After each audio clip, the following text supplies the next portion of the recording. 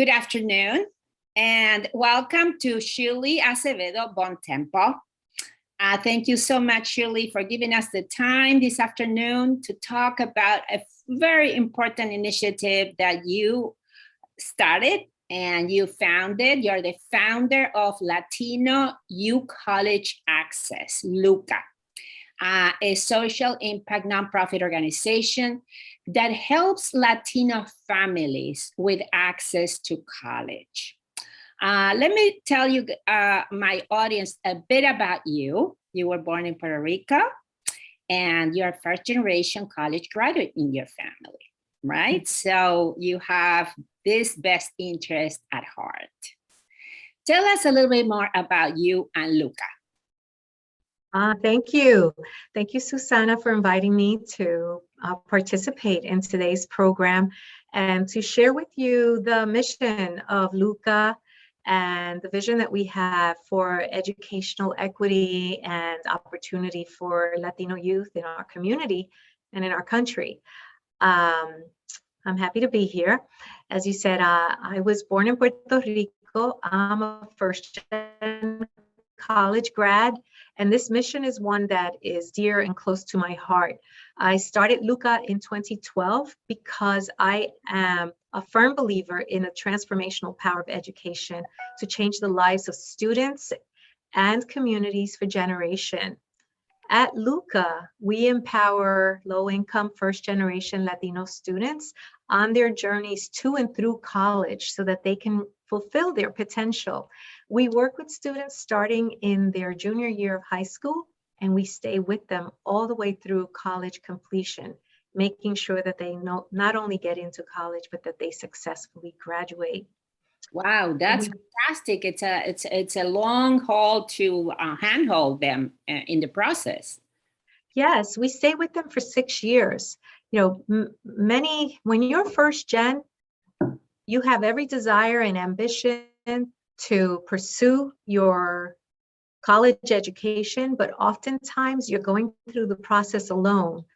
Your families came to this country seeking opportunity for themselves and for you. And as a first-gen student, you know that education is the path forward, especially here in America. But when you're first-gen, you don't have the information, the resources, or the experience to understand and navigate this complex process of admissions and financial aid.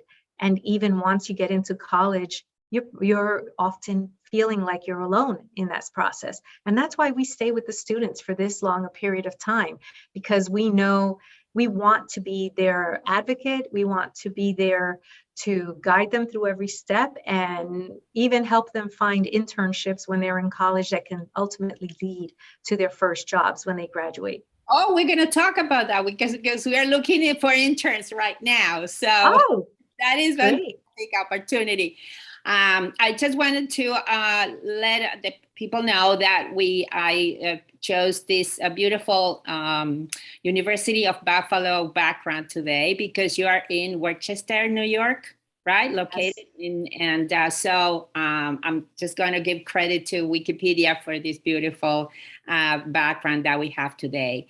So what the topic of our conversations during Hispanic Heritage Month is make it happen. How can we work towards inclusion of Latinos in capital, business, and political representation? You are preparing the new generations, right? You are helping the new generations have access through education. What are the main challenges that you see in this new first gen, let's say, of college graduates? Yes, I'm glad that you've chosen this topic because as we know from the 2020 census that was just released, the Hispanic population represents the fastest growing and the youngest demographic in the United States. The Hispanic population is responsible for the population growth in the US. It's increased 23% in the last year. And here in Westchester County, where we are headquartered, it represents a 30% increase. Wow. We work with school districts that are 50% or more Latino. These are school districts that have an incredibly diverse population, but also have a significant population of first-gen Latino students. I know, and many others in many industries recognize that the future of our higher ed system, our future workforce, our country's future is based on the foundation of the Latino community. And Hispanic youth are the fastest growing in the under 18 population. So the youth are our future. But when you're first gen, the challenges that you face are that your parents do not speak English, or perhaps have a working knowledge, not as fluent in English as they'd like to be. So there's a language barrier for parents to understand this process or even be able to communicate effectively with their high schools. You have the challenge that many students and families that are first gen don't understand the higher ed system here in the United States. So they don't understand the differences between the 2-year, 4-year public, private, vocational, technical universities, and what are the options that exist for them.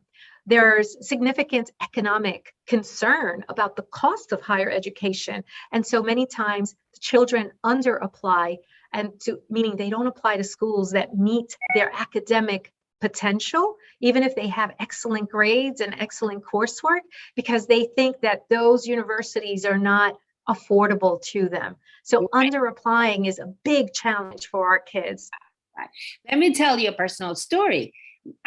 Even when we came to this country, I was a college professor in Argentina. So I had a college education, right? And I had very good English. And it was still a hassle because I didn't understand how the system works. And yes. Yeah, and I just decided my daughter just applied to 2 colleges. She had excellent grades, very good. She got in. Oh, that's it. Of course she did. It's like, please apply for a second one, because now I'm gonna get to Rutgers University in New Jersey. That's fine, Mom. And it's like, okay. And that's the challenge. So many times students that aren't aware of the options, or whose parents perhaps don't understand the system here, don't realize that you're closing doors to opportunities by not exploring these options.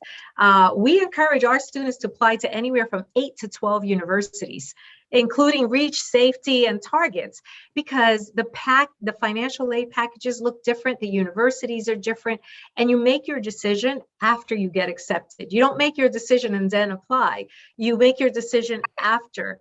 And that's the thing that we encourage our scholars to do. Claro.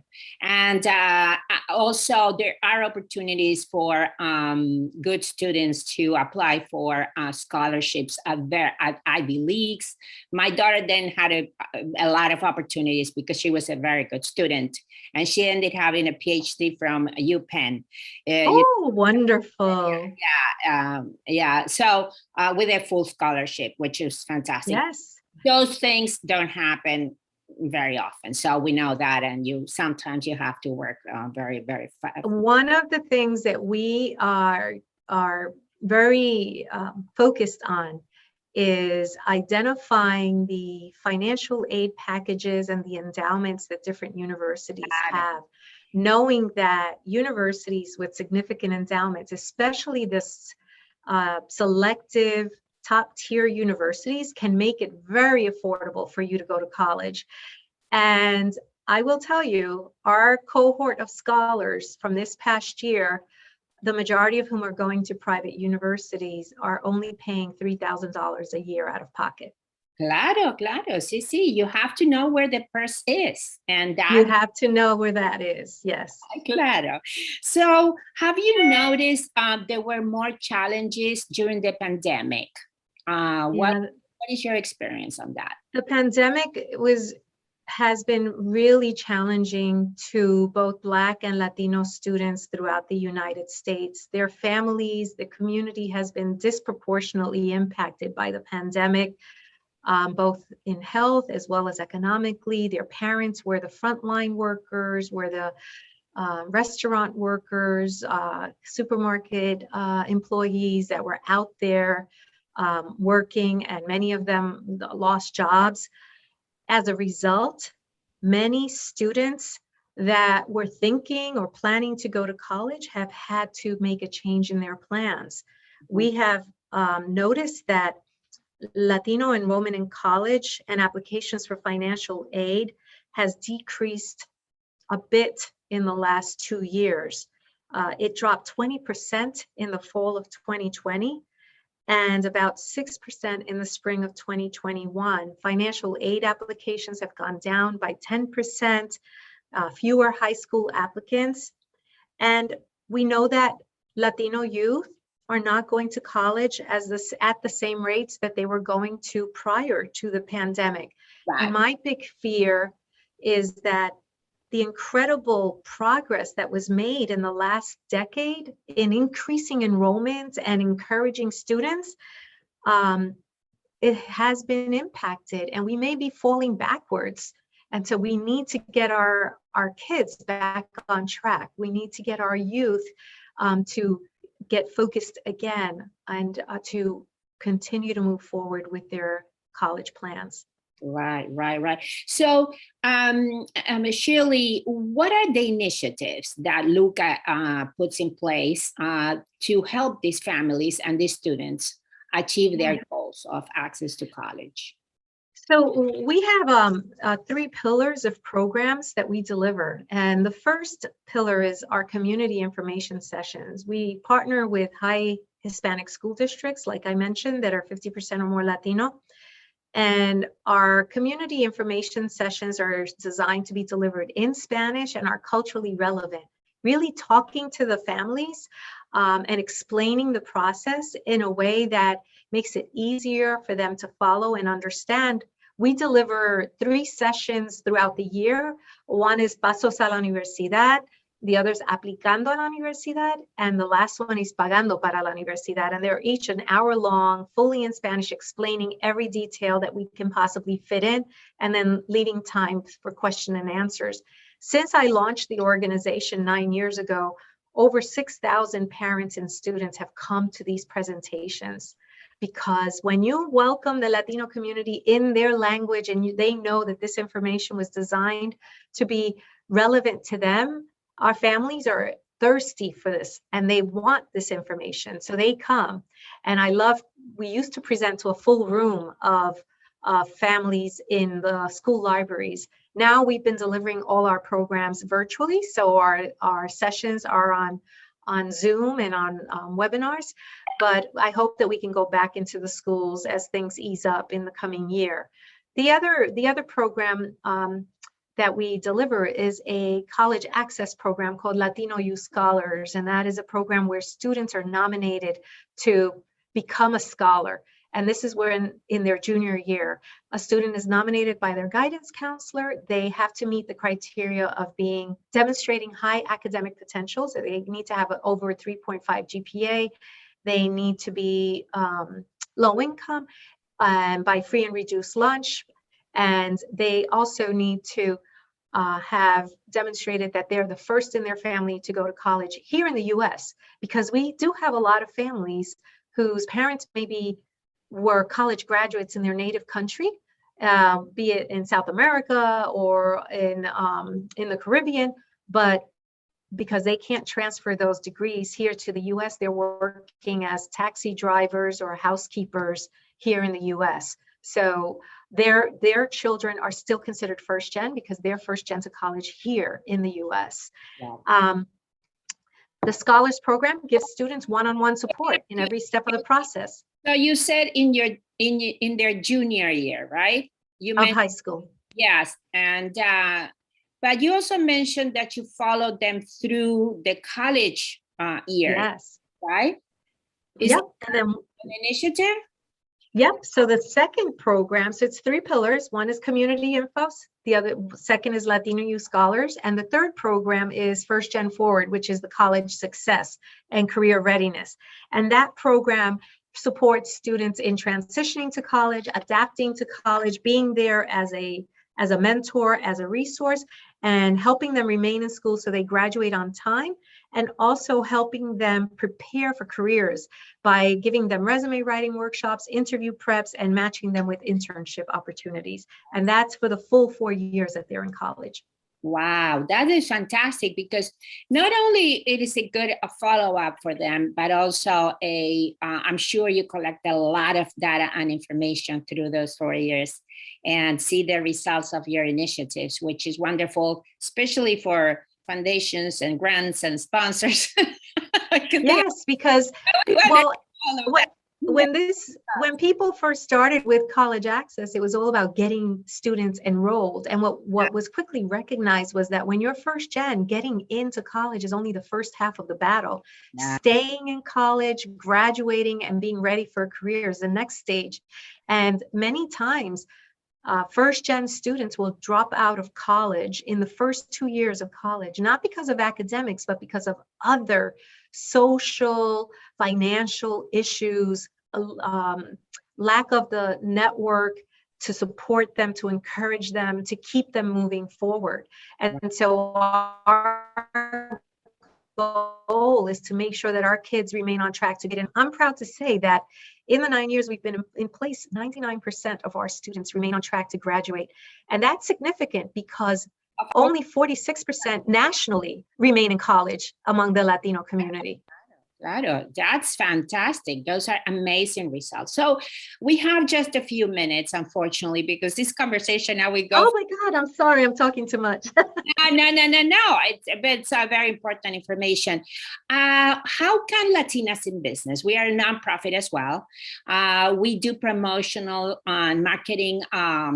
We open doors for promotional marketing opportunities for all Latinas organizations and other minority women as well.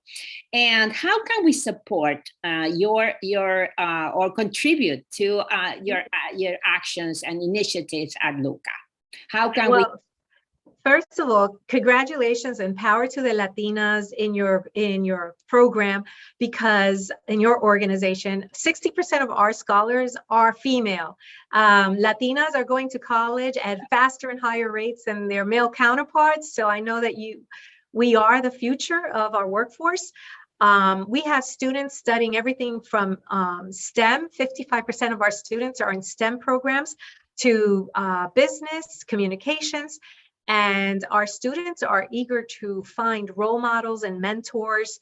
We are welcome to accept corporate sponsors who want to support our mission, volunteers who want to perhaps mentor a student and guide them in career readiness, maybe helping them with resumes or internships, opportunities. So there are a variety of ways that we engage our community members, especially our corporate and community members, to serve as role models and mentors for the students. Okay, fantastic. So yes, and remember we have our magazine, LatinasInBusiness.us, where we can we are going to feature you, and we are going to a highlight of this video, and also we are going to try to promote your initiative for parents that are looking for opportunities like this. Thank you so much, Shirley. I really appreciate this. Is I do believe that I was a college professor in my past life. So I do believe in college education as like I said, as a pillar of the possibility of progress. And obviously entrepreneurship is also one of them. And a lot of people are following that path. But good old education is never, my father used to say, that's the only thing you can take with you when you're gone. And that's right. Right. So thank you again. Please let's stay in touch and, give us the opportunity to help. It's been a pleasure. Thank you for this invitation. I've had so much fun talking to you. I am passionate about the transformative power of education and bringing together community members who are looking to lift up our young people. And as Latinas, especially those that are succeeded in business or education, I think it is our responsibility to lift up our generations that come behind us and to represent each other and help each other move forward. Definitely. Building our legacy is important for the new generation. So thank you. Absolutely. And I'll see you very soon. Thank you. Gracias. Thank you.